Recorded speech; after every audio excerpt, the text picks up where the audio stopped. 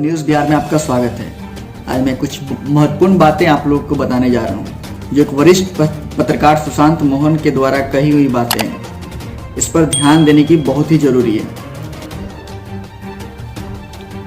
आजकल देश में चीनी ऐप को लेकर बातें चल रही है कि इस ऐप को अनइंस्टॉल कर दो, इस ऐप को अनइंस्टॉल कर दो।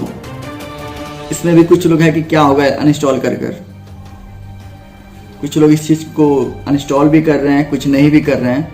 लेकिन कुछ मुद्दे हैं, 7-8 पॉइंट है जो मैं आप लोग के समक्ष रखूंगा, जो सुशांत मोहन एक वरिष्ठ पत्रकार के द्वारा कही हुई बातें हैं। तो पहला पॉइंट उन्होंने ये कहा है कि चीन ने भारत में काम कर रहे अपने नागरिकों को वापस लौटने के लिए कहा है। चीन ने भारत में कोरोना मामलों की बढ़ती संख्या को इस बुलावे का कारण बताया है। इस बात को लेकर आनंद महिंद्रा ने, जो भारत के उद्योगपति हैं, चीन के इस कदम का ट्विटर पर मखौल उड़ाया है। पर जब आप गौर करेंगे तो पाएंगे कि यह मामला हंसी मजाक का नहीं है। चीनी नागरिकों को वापस बुलाया गया है और चीनी राष्ट्रपति ने इसी बीच अपनी सेना को युद्ध जैसी परिस्थिति के लिए तैयार रहने को कहा है। कब, किससे, कहां पर, इसका कोई जिक्र नहीं है। तो आप समझ सकते हैं इसको लेकर कि चीन क्या सोच रहा है, उसके दिमाग में क्या चल रहा है। जब भारत से अपने नागरिकों को वापस बुला सकता है, लद्दाख सीमा पर सेना को तैनात कर सकता है, तो कुछ भी कर सकता है। दूसरे पॉइंट में मैं आपको लेकर चलता हूं। चीन में अचानक कोरोना मामलों में बड़ी गिरावट आई है। ये सबने देखा कि अचानक से चीन में जहां से महामारी या बीमारी निकली थी वहीं पर अचानक से गिरावट आ गई।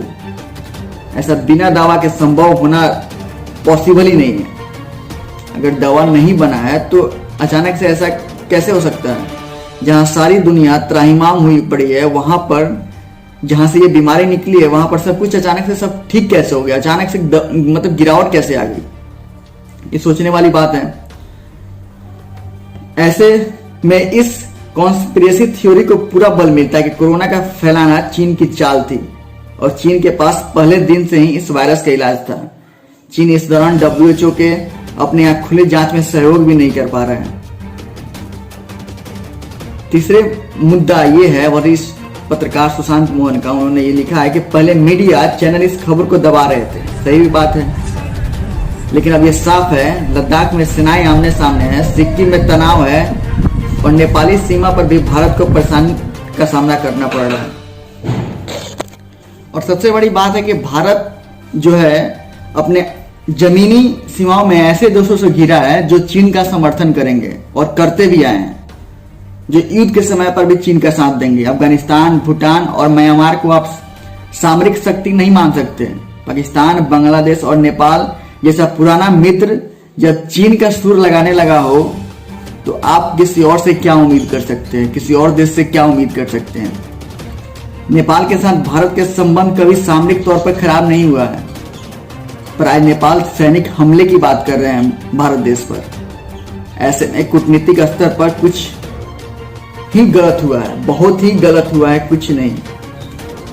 पांचवा पॉइंट में सुशांत मोहन कहते हैं कि इस समय भारत अपनी आंतरिक समस्याओं से भी परेशान है। जाहिर सी बात है, कोरोना जैसे महामारी जब इस देश में हो और लगातार बढ़ रहा हो, लगातार इसमें गिरावट न देखकर लगातार मरीजों की संख्या बढ़ रहा हो, पूरा देश लॉकडाउन में हो, सारी कंपनियां बंद हो, तो जाहिर सी बात है कि आंतरिक समस्याओं से केवल भारत ही नहीं पूरा विश्व परेशान है। और इसका फायदा चीन अगर उठाता है तो कुछ गलत नहीं कहा जा सकता।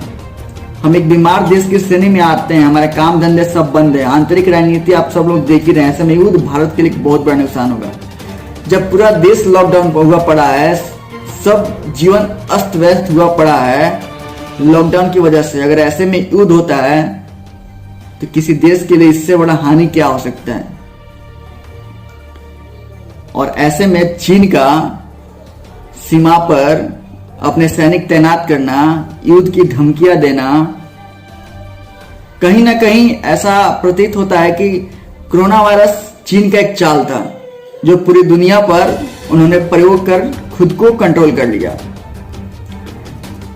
बहुत लोग कह रहे हैं कि ऐप इंस्टॉल करें या नहीं करें। इसी बीच इन सब को लेकर चाइनीज सामानों का बहिष्कार की भी बात चल रही है।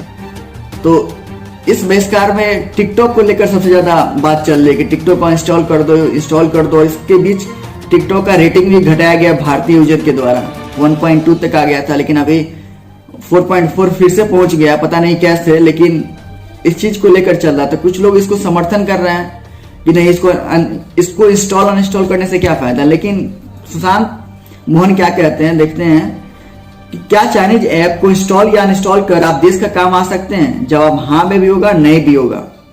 चीन की अर्थव्यवस्था इन ऐप पर आधारित नहीं है। बिल्कुल सही बात है। चीन की अर्थव्यवस्था सिर्फ एक ऐप से आप डिसाइड नहीं कर सकते हैं। एक बीमार इंसान से आप पूरे मोहल्ले का बीमार नहीं घोषित कर सकते हैं। वहीं आप एक ऐप से पूरे देश की अर्थव्यवस्था को तुलना नहीं कर सकते हैं। इसलिए आप इंस्टॉल या अनइंस्टॉल कर से चीन का खास फर्क तो नहीं पड़ेगा, लेकिन रेटिंग घटाने से भी इनको कोई फर्क भी नहीं पड़ेगा, क्योंकि रेटिंग देने के लिए आप उसे इंस्टॉल तो करते हैं और ऐप को डाउनलोड काउंट बढ़ता है, और काउंट जब बढ़ेगा तो समस्या बढ़ेगी, उसका तो अपना प्रचार हो जाएगा। लेकिन इन एप्स को नहीं इंस्टॉल कर आप एक फायदे का काम भी करते हैं। चीनी एप्स भारत में डेटा चोरी कर रही है।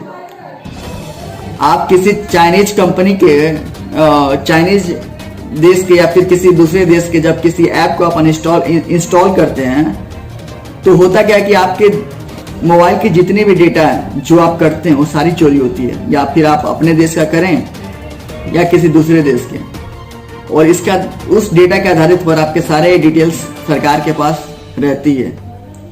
चीनी ऐप्स भारत में डेटा चोरी करे। कई लोग मेरी इस बात को पढ़ते ही नकार देंगे, लेकिन सच यही है।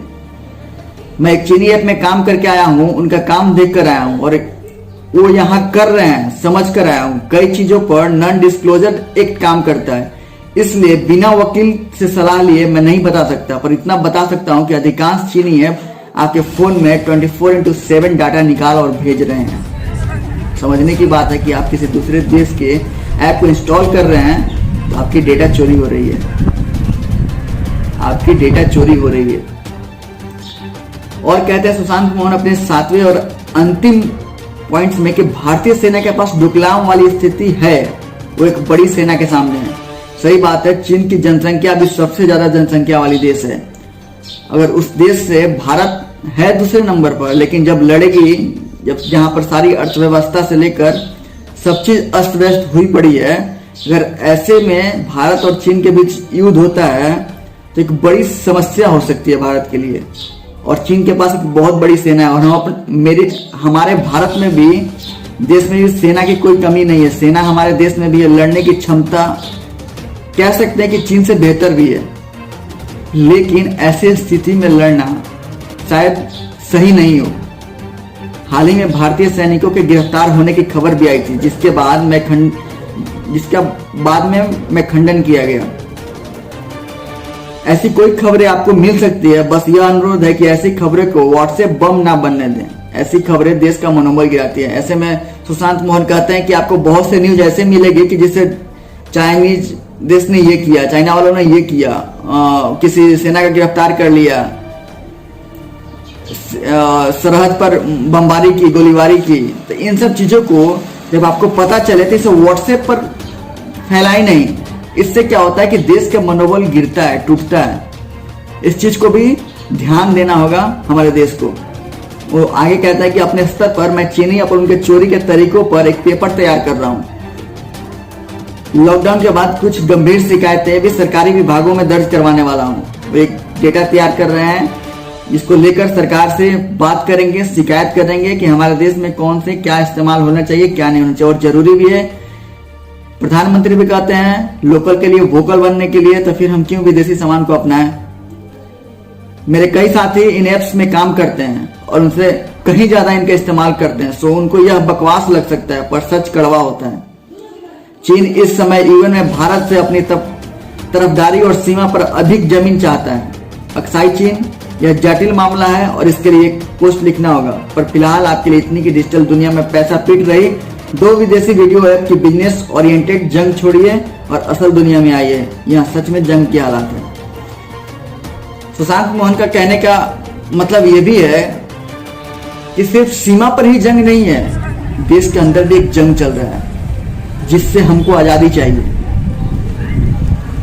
जब प्रधानमंत्री कहते हैं लोकल के लिए वोकल बनिए, तो हमें इस चीज पर भी ध्यान देना होगा कि हमें कौन सा सामान यूज करना है, कौन सी वस्तु यूज करना है, कौन सा ऐप यूज करना है, हम क्या यूज कर रहे हैं जो लोकल के लिए हम वोकल बने।